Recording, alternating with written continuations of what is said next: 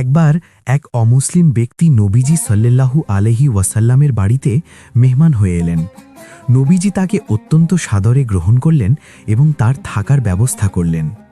রাতে খাওয়ার সময় নবীজি তাকে পেট ভরে খাওয়ালেন।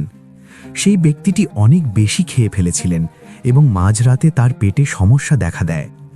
অসুস্থতার কারণে তিনি বিছানা নোংরা করে ফেললেন। সকালে ওই ব্যক্তিটি খুব লজ্জা পেলেন। তিনি ভাবলেন, নবীজি যদি এটা দেখেন তবে তিনি অনেক রাগ করবেন।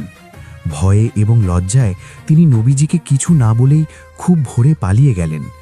এমনকি তাড়াহুড়ো করে তিনি তার তরবারিটি নবীজির বাড়িতেই ফেলে গেলেন। কিছুক্ষণ পর নবীজি সাল্লাল্লাহু আলাইহি ওয়াসাল্লাম যখন ঘরে ঢুকলেন তখন দেখলেন বিছানা নোংরা হয়ে আছে, কিন্তু তিনি একটুও রাগ করলেন না বা বিরক্ত হলেন না। বরং তিনি মনে মনে কষ্ট পেলেন এই ভেবে যে আহারে, লোকটা নিশ্চয় অসুস্থ হয়ে পড়েছিল, অথচ আমি তাকে সাহায্য করতে পারলাম না। নবীজি নিজেই পানি নিয়ে সেই ময়লা পরিষ্কার করতে শুরু করলেন। ঠিক সেই সময় ওই মেহমানটি তার ফেলে যাওয়া তরবারি নিতে ফিরে এলেন।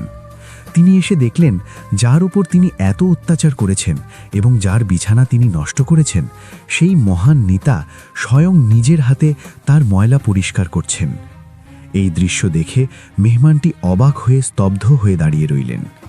তিনি কাঁদতে কাঁদতে নবীজির পায়ে লুটিয়ে পড়লেন এবং বললেন, হে আল্লাহর রসুল, আপনি মহান।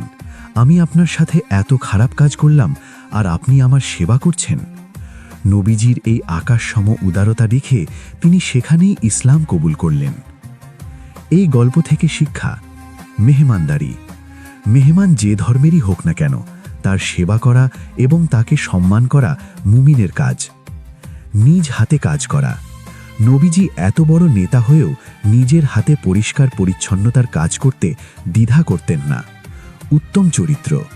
তলোয়ার দিয়ে নয়, মানুষের মন জয় করা যায় ভালোবাসা আর উত্তম ব্যবহার দিয়ে।